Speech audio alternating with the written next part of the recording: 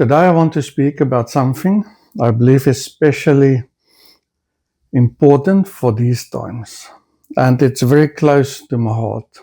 I want to begin by reading the scripture from the prophecy of Joel in the Old Testament. It is from Joel 2, and it says this: "And it shall come to pass afterward that I will pour out my spirit on all flesh. Your sons and your daughters shall prophesy. Your old man shall dream dreams, and your young men shall see visions. Even on the male and female servants in those days I will pour out my spirit, and I will show wonders in the heavens and on earth, blood and fire and columns of smoke. The sun shall be turned to darkness and the moon to blood, before the great and awesome day of the Lord comes. And it shall come to pass that everyone who calls on the name of the Lord shall be saved. From in Mount Zion and in Jerusalem there shall be those who escape, as the Lord has said, and among the survivors shall be those whom the Lord calls." This prophecy, was spoken hundreds of years before Jesus came to earth, and I find it deeply encouraging.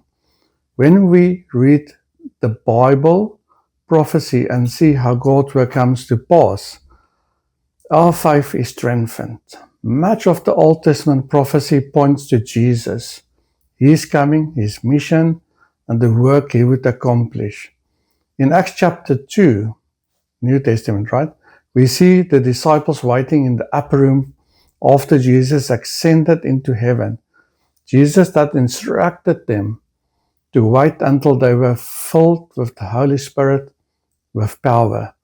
Then suddenly the Holy Spirit came upon them. They were filled with power and began speaking in tongues. People from many regions had come to Jerusalem for the feast, and they were amazed because each heard the disciples speaking in their language. Some wondered what was happening, while others mocked them, of course. But Peter stood up with the 11, lifted his voice, and addressed the crowd. "Men of Judea and all who dwell in Jerusalem, let this be known to you, and give ear to my words. These people are not drunk as you suppose, since it's only the third hour of the day. But this is what was spoken through the prophet Joel, as we read in the Old Testament." Here we see the fulfillment of prophecy taking place before their eyes. We need to understand that the times are close. And I believe truly that God wants to pour His Spirit out on all flesh. He began doing this when Peter stood up, and He continues to do it today.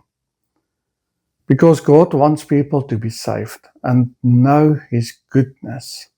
Peter quotes the very passage from Joel. In the last days, God declares, "I will pour out my Spirit on all flesh." Not some, but all flesh. This already began. It was not only a once-off event. God had begun pouring His Spirit, and is still calling His people to walk in that reality. This is why prophecy is so important. Prophecy speaks of what is to come and brings encouragement and hope to the church. Joel says that sons and daughters will prophesy, young men will have visions, and the old men will dream dreams. Visions and prophecy should encourage the body of Christ. We are the bride of Christ, and Jesus wants all people, not just some, but all people to be saved. Joel says that even male and female servants, referring to all the classes of people, not just a certain type of people, will receive the Spirit and prophesy. In the New Testament, when people received the gospel of Jesus Christ, they were filled with the Holy Spirit and began declaring the words of God, because God will speak to you. Strengthening and encouraging. Spirit began declaring the words of God, strengthening and encouraging others.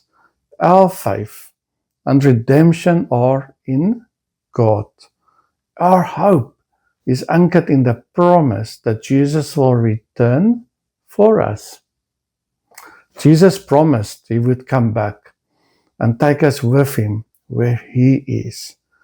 While it is still day, let us work. Let us not sleep or become lazy, but go out in the power of the Holy Spirit, just as the early believers did. This is still for today. I tell you, let us be filled with the power. Let us prophesy. Let us ask God for visions, and let us dream dreams. We can ask God for dreams and visions. Let us encourage one another with these words. Jesus is coming back for us. Paul often spoke about salvation and testified, even though he had once opposed Christ. God's mercy and power were shown through his life. If you think of all the things that Paul did, right? If God was willing to save Paul, then we must remember that everyone can be saved. And that should be our prayer and our goal. And I want to emphasize this really today. God wants to pour out his Spirit in the world, and he wants to pour it out on everybody. And he's pouring out his Spirit today. We need to desire him. We need to have a hunger for his Spirit to be poured out upon us. We need to hunger to prophesy, to see visions, to dream dreams, and to demonstrate the power of God through miracles, healing, and love. We must have a true hunger to follow God and build a real relationship with him. Jesus is there's only one door, and that is Jesus to the Father. He is the door and the Good Shepherd. We will find the scripture in the Old Testament and New Testament. Joel speaks of the last days, and we are living truly in urgent times today. Let us work so that people may be saved and know that God really, really loved them. Regardless of a person's past sin, failures, let us help them with mercy and grace. Let us walk with people like Jesus and be like Jesus to them, because that is crucial. Let us listen to the word of God, study it, understand the nature of God and the heart of Jesus. As God pours out his Spirit on the earth today, we need to be part of what he's doing. We can't just sit still anymore. We have to take part. So let us walk in the power he gives us. Go in power today. Let us walk out today. Go in peace today. And show God love people even today, because that is so important. Have a blessed and wonderful day.